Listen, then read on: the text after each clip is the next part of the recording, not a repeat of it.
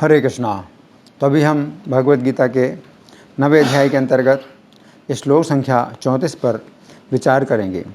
मन्मना भव मद्भक्तो मद्याजी मां नमस्कुरु मामे वैशसि युक्त्वेवं आत्मानं मत्परायणः।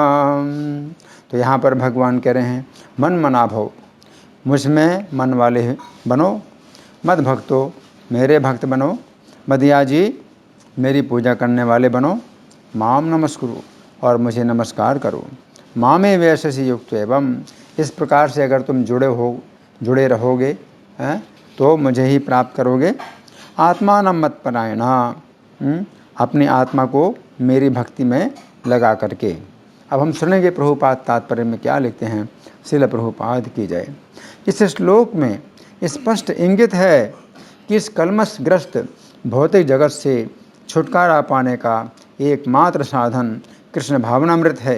कभी कभी कपटी भाष्यकार इस स्पष्ट कथन का तोड़ मरोड़ कर अर्थ करते हैं कि सारी भक्ति भगवान कृष्ण को समर्पित की जानी चाहिए। दुर्भाग्यवश ऐसे भाष्यकार पाठकों का ध्यान ऐसी बात की ओर आकर्षित करते हैं जो संभव नहीं है। ऐसे भाष्यकार ये नहीं जानते कि श्री कृष्ण के मन तथा श्री कृष्ण में कोई अंतर नहीं है। श्री कृष्ण कोई सामान्य मनुष्य नहीं है, वे परमेश्वर हैं। उनका शरीर, उनका मन तथा स्वयं वे एक हैं और परम हैं, जैसा कि कूर्म पुराण में कहा गया है और भक्ति सिद्धांत सरस्वती गोस्वामी ने चैतन्य चरितामृत 5म अध्याय आदि लीला 41 से 48 के अनुभाष्य में उद्धृत किया है। देह देहि विभेदोयम नेश्वरे विद्यते क्वचित, अर्थात परमेश्वर श्री कृष्ण में तथा उनके शरीर में कोई अंतर नहीं है। लेकिन इस कृष्ण तत्व को ना जानने के कारण भाष्यकार श्री कृष्ण को छिपाते हैं और उनको उनके मन या शरीर से पृथक बताते हैं। यद्यपि यह कृष्ण तत्व के प्रति निरी अज्ञानता है, किंतु कुछ लोग जनता को भ्रमित करके धन कमाते हैं। कुछ लोग आसुरी होते हैं, वे भी श्री कृष्ण का चिंतन करते हैं, किंतु ईर्ष्यावश जिस तरह की श्री कृष्ण का मामा राजा कंस करता था, वो भी श्री कृष्ण का निरंतर चिंतन करता रहता था, किंतु वह उन्हें अपने शत्रु रूप में सोचता था। वह सदैव चिंताग्रस्त रहता था और सोचता रहता था कि ना जाने कब श्री कृष्ण उसका वध कर दें। इस प्रकार के चिंतन से हमें कोई लाभ होने वाला नहीं है। व्यक्ति को चाहिए कि भक्तिमय प्रेम में उनका चिंतन करे, यही भक्ति है। उसे चाहिए कि वो निरंतर कृष्ण तत्व का अनुशीलन करे। तो वह उपयुक्त अनुशीलन क्या है? ये प्रामाणिक गुरु से सीखना है। श्री कृष्ण भगवान है और हम कई बार कह चुके हैं कि उनका शरीर भौतिक नहीं है, अपितु सच्चिदानंद स्वरूप है। इस प्रकार की चर्चा से व्यक्ति को भक्त बनने में सहायता मिलेगी, अन्यथा अप्रामाणिक साधन से श्री कृष्ण का ज्ञान प्राप्त करना व्यर्थ होगा। अतः व्यक्ति को श्री कृष्ण के आदि रूप में मन को स्थिर करना चाहिए। उसे अपने मन में ये दृढ़ विश्वास करके पूजा करने में प्रवृत्त होना चाहिए कि श्री कृष्ण ही परम हैं। श्री कृष्ण की पूजा के लिए भारत में हजारों मंदिर हैं जहाँ पर भक्ति का अभ्यास किया जाता है। जब ऐसा अभ्यास हो रहा हो तो व्यक्ति को चाहिए कि श्री कृष्ण को नमस्कार करे। उसे अर्चा विग्रह के समक्ष नतमस्तक होकर मनसा वाचा कर्मणा हर प्रकार से प्रवृत्त होना चाहिए। इससे वह कृष्ण भाव में पूर्णतया तल्लीन हो सकेगा। इससे वह कृष्ण लोक को जा सकेगा। उसे चाहिए कि कपटी भाष्यकारों के बहकावे में न आए। उसे श्रवण कीर्तन आदि नवधा भक्ति में प्रवृत्त होना चाहिए। शुद्ध भक्ति मानव समाज की चरम उपलब्धि है। भगवद गीता के 7वें तथा 8वें अध्याय में भगवान की ऐसी शुद्ध भक्ति की व्याख्या की गई है जो कल्पना, योग तथा सकाम कर्म से मुक्त है। जो पूर्णतया शुद्ध नहीं हो पाते, वे भगवान के विभिन्न स्वरूपों द्वारा यथा निर्विशेषवादी, ब्रह्म ज्योति तथा अंतर्यामी परमात्मा द्वारा आकृष्ट होते हैं। किंतु शुद्ध भक्त तो परमेश्वर की साक्षात सेवा करता है। कृष्ण संबंधी एक उत्तम पद्य में कहा गया है कि जो व्यक्ति देवताओं की पूजा में रत हैं वे सर्वाधिक अज्ञानी हैं। उन्हें कभी भी श्री कृष्ण का चरम वरदान प्राप्त नहीं हो सकता। हो सकता है कि प्रारंभ में कोई भक्त अपने स्तर से नीचे गिर जाए तो भी उसे अन्य सारे दार्शनिकों तथा योगियों से श्रेष्ठ मानना चाहिए। जो व्यक्ति निरंतर श्री कृष्ण की भक्ति में लगा रहता है उसे पूर्ण साधु पुरुष समझना चाहिए। क्रमशः उसके आकस्मिक भक्ति विहीन कार्य कम होते जाएंगे और उसे शीघ्र ही पूर्ण सिद्धि प्राप्त होगी। वास्तव में शुद्ध भक्ति के पतन का कभी कोई अवसर नहीं आता, क्योंकि भगवान स्वयं ही अपने शुद्ध भक्तों की रक्षा करते हैं। अतः बुद्धिमान व्यक्ति को चाहिए कि वो सीधे कृष्ण भावनामृत पथ को ग्रहण करे और संसार में सुखपूर्वक जीवन बिताए। अंततोगत्वा वो कृष्ण रूपी परम पुरस्कार प्राप्त करेगा। इस प्रकार श्रीमद् भगवद गीता के 9वें अध्याय परम गुह्य ज्ञान का भक्ति वेदांत तात्पर्य पूर्ण हुआ। तो यहाँ पर प्रभुपाद का तात्पर्य समाप्त हुआ। अब हम सुनेंगे श्री भगवान ने कहा में इसकी कैसी व्याख्या हुई है।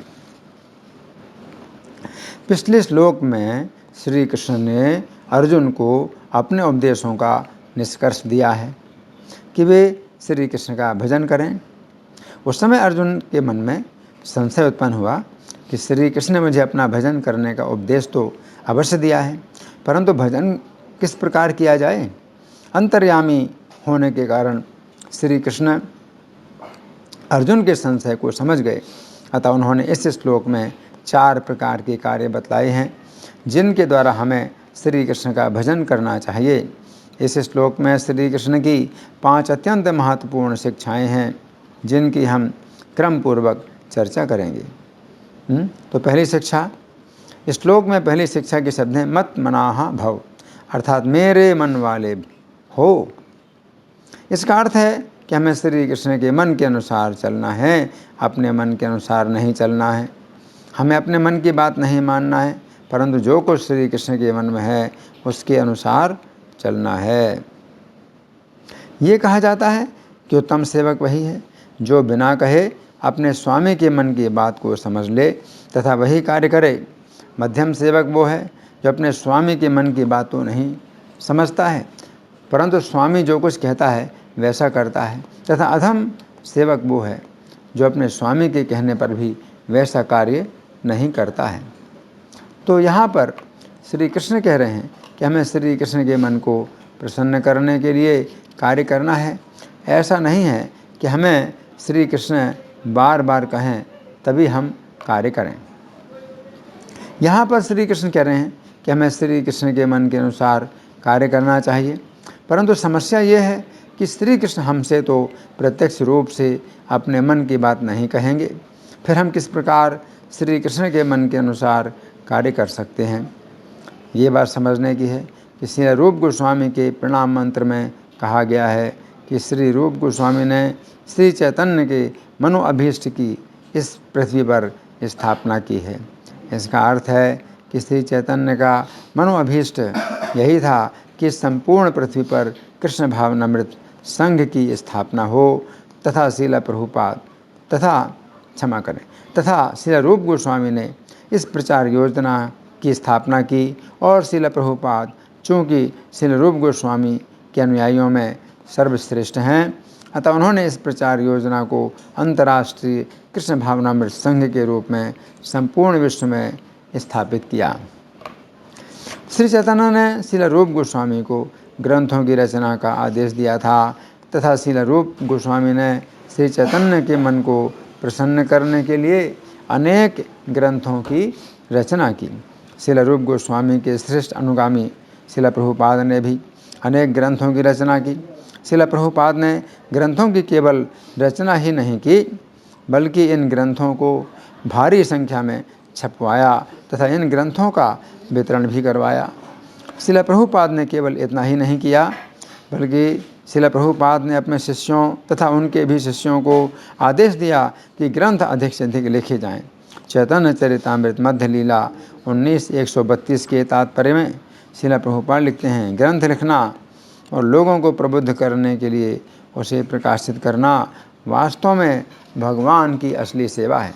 इसलिए हम अंतर्राष्ट्रीय कृष्ण भावनामृत संघ के सदस्यों से नित्य विनती करते हैं कि उन्हें अधिकाधिक पुस्तकों का प्रकाशन करना चाहिए और संपूर्ण विश्व में उनका अत्यधिक मात्रा में वितरण करना चाहिए।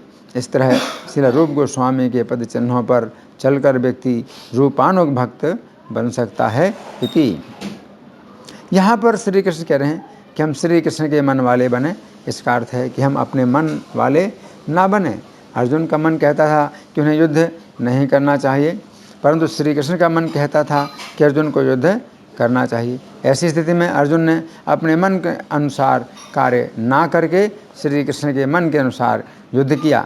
श्रील प्रभुपाद भी जिस समय अमेरिका पहुँचे उस समय उन्होंने श्री कृष्ण से प्रार्थना की थी कि श्री कृष्ण उन्हें अपने मन के अनुसार नचाएं। दिनांक 18 सितंबर 1965 को उन्होंने श्री कृष्ण के लिए प्रार्थना लिखी, हे श्री कृष्ण, मैं आपके हाथ की कठपुतली हूँ, अतः यदि आप मुझे यहाँ नचाने के लिए लाए हैं तो मुझे जितना चाहे नचाइए। इति श्रील प्रभुपाद की इस प्रार्थना का अर्थ है कि हमें श्री कृष्ण की इच्छा के अनुसार कार्य करने के लिए कठपुतली की तरह ढीला होना चाहिए, अपनी मनमानी चेष्टाएं नहीं करनी चाहिए।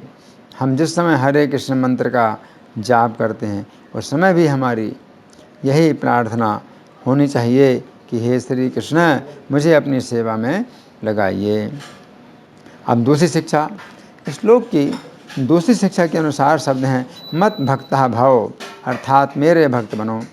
पिछली शिक्षा में श्री कृष्ण ने कहा था कि हम उनके मन के अनुसार कार्य करें, अपने मन के अनुसार कार्य ना करें, क्योंकि पहले हमारा मन श्री कृष्ण के मन के अनुसार कार्य नहीं करना चाहता था, परंतु अब हमारा मन श्री कृष्ण के मन के अनुसार चलने लगा है, तो ये भक्त की स्थिति है। तो यहाँ पर श्री कृष्ण कह रहे हैं कि हम उनके भक्त बने रहें, अर्थात हमारा मन श्री कृष्ण के मन के अनुसार चल रहा है तो अपने मन को किसी दूसरी दिशा में ना मोड़ें, हम अपने मन को श्री कृष्ण की सेवा में लगाएं। पहली शिक्षा में श्री कृष्ण ने कहा था कि हम अपने मन को मारकर श्री कृष्ण के मन की संतुष्टि के लिए कर्म करें, परंतु अब दूसरी शिक्षा में श्री कृष्ण कह रहे हैं कि हम अपने मन को भी श्री कृष्ण के चरणों में लगाएं, अर्थात कृष्ण भावना भावित बने। भागवत 4:29-49 में कहा गया है कि सर्वश्रेष्ठ कर्म वही है जिससे श्री कृष्ण संतुष्ट हों, तथा सर्वश्रेष्ठ विद्या वही है जिससे श्री कृष्ण में मति हो। चैतन्य भागवत अंतलीला 3:45 में कहा गया है कि वही विद्या असली है जिसके द्वारा श्री कृष्ण के चरण कमलों में मन स्थिर हो सके। चैतन्य भागवत आदि लीला 13:178 में कहा गया है कि शिक्षा का उत्तम फल यही है कि अपने मन को श्री कृष्ण के चरण कमलों में लगाया जाए। तो यहाँ पर श्री कृष्ण कह रहे हैं कि हम श्री कृष्ण के भक्त बने, अर्थात अपने मन को श्री कृष्ण के चरणों की सेवा में लगाएं। इस संबंध में गर्ग संहिता के द्वारका खंड के अंतर्गत अध्याय संख्या 18 में वर्णन आता है कि जिस समय श्रीमती राधा तथा ब्रज की समस्त गोपियाँ द्वारका में श्री कृष्ण के दर्शन के लिए आईं, उस समय रुक्मिणी देवी ने राधा के स्वागत में बहुत अच्छी व्यवस्था की। अब जिस समय रात्रि के होने पर रुक्मिणी देवी राधा को मिश्रित गर्म दूध पिलाकर श्री कृष्ण के चरण दबाने लगीं, उस समय उन्होंने देखा कि श्री कृष्ण के पैरों में छाले पड़े हुए हैं।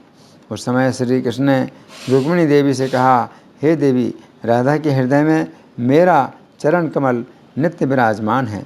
रात दिन स्नेह के बंधन से बंधे रहने के कारण आधे क्षण के लिए भी वह वहाँ से नहीं हटता है। तो आज राधा के गर्म दूध पीने से मेरे पाँव में छाले पड़ गए हैं। इति श्री कृष्ण की ये बात सुनकर रुक्मिणी देवी अत्यंत विस्मित हुई तथा समझी कि श्रीमती राधा का श्री कृष्ण के चरणों में कितना अधिक प्रेम है। अब तीसरी शिक्षा है। श्लोक की तीसरी शिक्षा के अनुसार शब्द हैं मत याजी भव, अर्थात मेरे पुजारी बनो। श्लोक की पहली शिक्षा में श्री कृष्ण ने कहा था कि हम अपने मन को मारकर श्री कृष्ण के मन को प्रसन्न करने के लिए कर्म करें। फिर दूसरी शिक्षा में उन्होंने कहा था कि हम अपने मन को भी श्री कृष्ण के मन के अनुसार चलाएं। अब तीसरी शिक्षा में श्री कृष्ण इससे भी आगे की बात कर रहे हैं कि हम श्री कृष्ण की पूजा करने वाले बने।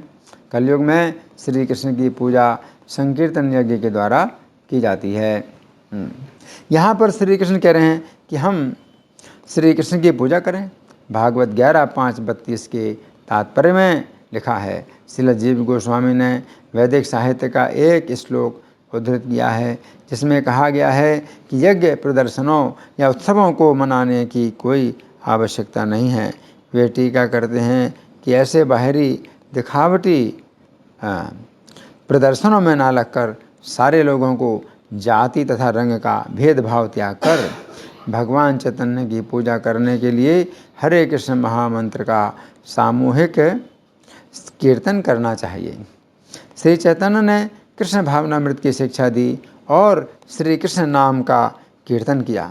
इसलिए श्री चैतन्य की पूजा करने के लिए सभी लोगों को मिलकर महामंत्र हरे कृष्ण कृष्ण कृष्ण हरे हरे, हरे राम राम राम हरे हरे का कीर्तन करना चाहिए। गिरजाघरों, मंदिरों या मस्जिदों में पूजा का प्रसार संभव नहीं रहा क्योंकि लोगों को इसमें रुचि नहीं है, किंतु हरे कृष्ण का कीर्तन कहीं भी किया जा सकता है। इस प्रकार श्री चैतन्य की पूजा करते हुए सर्वोच्च कर्म किया जा सकता है और भगवान को तुष्ट करने का सर्वोच्च धार्मिक उद्देश्य पूरा किया जा सकता है। भागवत 12:3, 51 और 52 में शिला सुखदेव गोस्वामी कहते हैं कि यद्यपि कलयुग दोषों का भंडार है, फिर भी इस युग में एक महान गुण है कि केवल श्री कृष्ण का गुणगान करने से व्यक्ति के द्वारा श्री कृष्ण की पूजा हो जाती है। सतयुग में श्री कृष्ण की पूजा ध्यान के द्वारा होती है। त्रेता युग में श्री कृष्ण की पूजा यज्ञ करने से होती है। द्वापर युग में श्री कृष्ण की पूजा अर्चा विग्रहों की सेवा करने से होती है तथा कलयुग में श्री कृष्ण की पूजा हरे कृष्ण महामंत्र के कीर्तन से होती है। तो यहाँ पर श्री कृष्ण कह रहे हैं कि हमें उनकी पूजा करने वाला बनना चाहिए तथा कलयुग में श्री कृष्ण की पूजा संकीर्तन के द्वारा होती है। इस विषय में चैतन्य भागवत के मध्य खंड के अंतर्गत अध्याय संख्या 23 में श्री चैतन्य के द्वारा संकीर्तन का इस प्रकार वर्णन मिलता है। प्रभु आज निज नाम के कीर्तन में बेहबल होकर नृत्य कर रहे थे, अतएव उनकी सेवा में समस्त मंगल स्वयं ही उपस्थित हो रहे थे। प्रभु गंगा के तीर पर नृत्य करते हुए जा रहे थे और उनके आगे पीछे सब लोग हरि ध्वनि करते हुए भागे जा रहे थे। सबसे आगे शिला अद्वैताचार्य कुछ भक्तों को लेकर परा आनंद में विभोर होकर नृत्य करते हुए चले जा रहे थे। उनके पीछे कृष्ण सुख के सागर हरिदास प्रभु की आज्ञा से नृत्य करते हुए चले जा रहे थे। फिर नृत्य करते हुए श्रीवास चले जा रहे थे, जिनकी गति विलास से परिपूर्ण सुख झलक रहा था। इस प्रकार आगे आगे भक्त जन नृत्य करते चले जा रहे थे और उन सबको घेर कर एक एक महाबली गाती हुई क्षमा करें उन सबको घेर कर एक एक मंडली गाती हुई चली जा रही थी। सबके पीछे गौर सुंदर प्रभु अति मनोहर नृत्य करते हुए चल रहे थे। समस्त भक्तों के कंठ सुमधुर हो गए थे। जो कभी गाते नहीं थे वे भी मधुर गान करने लगे थे। प्रभु के दोनों ओर नित्यानंद और गदाधर चल रहे थे। दोनों प्रेम समुद्र में बहे जा रहे थे। प्रभु नाचते नाचते चल रहे थे और लाखों करोड़ों लोग दौड़े चल रहे थे। उस समय नगर भर में कृष्ण नाम का महाकोलाहल छा गया। सब लोग जहाँ तहाँ हरि कीर्तन करते हुए चलने लगे। हरि नाम का घोष करते हुए सभी भाग्यवान नाच रहे थे। इस प्रकार ठौर ठौर पर 10-5 जने मिलकर गाते, कोई बजाते और कोई मध्य में नाचते थे। ऐसे ऐसे लाखों करोड़ों दल बन गए थे। वे आनंद में नाचते हुए सारे नवद्वीप में घूमने लगे। इस प्रकार कीर्तन करते हुए सभी लोग दुख शोक आदि के सब देह के धर्मों को भूल गए। कोई भूमि पर लोटपोट होते तो कोई जोर से उछलते थे। पृथ्वी में अपार आनंद छाया हुआ था इति। अब चौथी शिक्षा है। इस श्लोक की चौथी शिक्षा के शब्द हैं माम नमस्कुरु, अर्थात मुझे नमस्कार करो। भागवत 10:14-8 में कहा गया है कि यदि हम अपने जीवन में जितनी अनुकूल घटनाओं को देखें उनमें अपनी योग्यता ना समझकर श्री कृष्ण की कृपा समझें, तथा यदि कोई प्रतिकूल घटना होती है उसमें श्री कृष्ण का दोष ना मानकर अपने ही कर्मों का दोष माने, तथा इस प्रकार श्री कृष्ण को अपने मन, शरीर तथा वाणी से हम नमस्कार करें, तो श्री कृष्ण के धाम के हम अधिकारी उसी प्रकार हो जाते हैं जिस प्रकार पुत्र अपने पिता की संपत्ति का अधिकारी हो जाता है। तो यहाँ पर श्री कृष्ण कह रहे हैं कि हम अपने जीवन की प्रत्येक घटना में श्री कृष्ण को नमस्कार करें।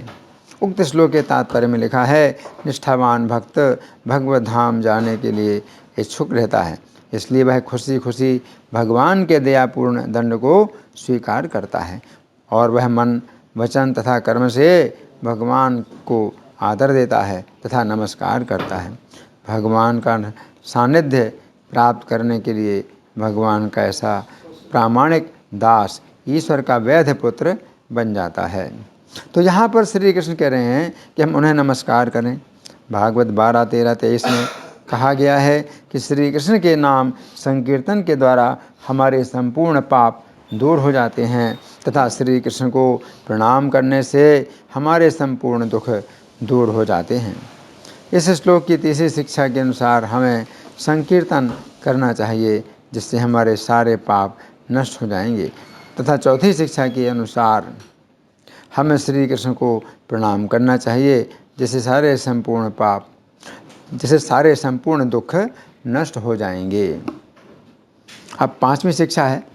इस श्लोक की दूसरी पंक्ति के शब्द हैं माम एव एषसि युक्त्वा एवं आत्मानं मत्परायणः, अर्थात इस प्रकार मेरे परायण होकर अपने को मेरी सेवा में लगाकर तुम मेरे धाम में आओगे।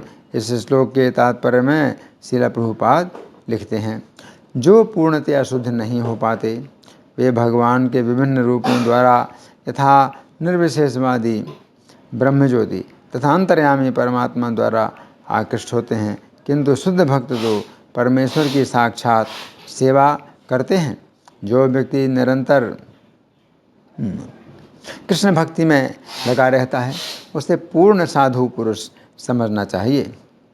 वास्तव में शुद्ध भक्त के पतन का कोई अवसर नहीं आता, क्योंकि भगवान स्वयं ही अपने शुद्ध भक्त की रक्षा करते हैं।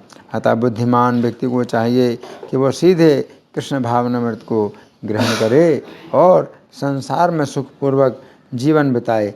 अंततोगत्वा वह श्री कृष्ण रूपी परम पुरस्कार प्राप्त करेगा इति। इस श्लोक में श्री कृष्ण मत शब्द का प्रयोग 4 बार कर रहे हैं, जिसका अर्थ है मेरा।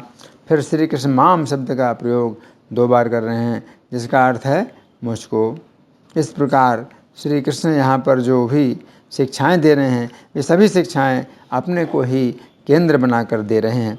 इन शब्दों से ईर्ष्यालु व्यक्ति के मन में श्री कृष्ण के प्रति ईर्ष्या की भावना विकसित होती है। इसीलिए श्री कृष्ण ने इसी बात को कहने के लिए अर्जुन से श्लोक संख्या 1 में कहा था कि मैं तुम्हें सर्वाधिक रहस्य की बात बताऊंगा, क्योंकि तुम मुझसे ईर्ष्या नहीं करते हो। श्लोक संख्या 1 में श्री कृष्ण ने कहा था कि वे इस बात को विज्ञान के साथ बताएंगे। तो श्री कृष्ण ने श्लोक संख्या 1 में तथा इस अंतिम श्लोक के बीच में जो कुछ बताया है वो विद्यमान है, क्षमा करना, वो विज्ञान है। तथा इस श्लोक में ही श्री कृष्ण ने ये बात बताई है जिसके विषय में उन्होंने श्लोक संख्या 1 में कहा था कि अर्जुन को सर्वोच्च रहस्य की बात, कि वे अर्जुन को सर्वोच्च रहस्य की बात बताएंगे। तो यहाँ पर श्री कृष्ण कह रहे हैं कि यदि हम उनकी शिक्षाओं का पालन करेंगे तो हम उनके धाम में जाएंगे।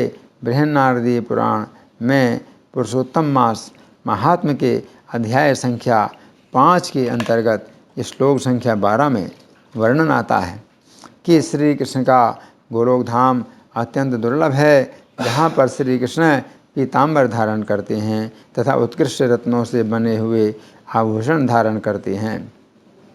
श्री कृष्ण का सर्वश्रेष्ठ आभूषण प्रेम ही है। तो यहाँ पर हमें समझना है कि श्री कृष्ण हमें अपने भजन के 4 बिंदु बतलाते हैं। पहला है मद भक्तो भवो, मेरे भक्त बनो। दूसरा है मदयाजी मम, मेरी पूजा करो। तीसरा भजन है माम नमस्कुरु, मुझे नमस्कार करो।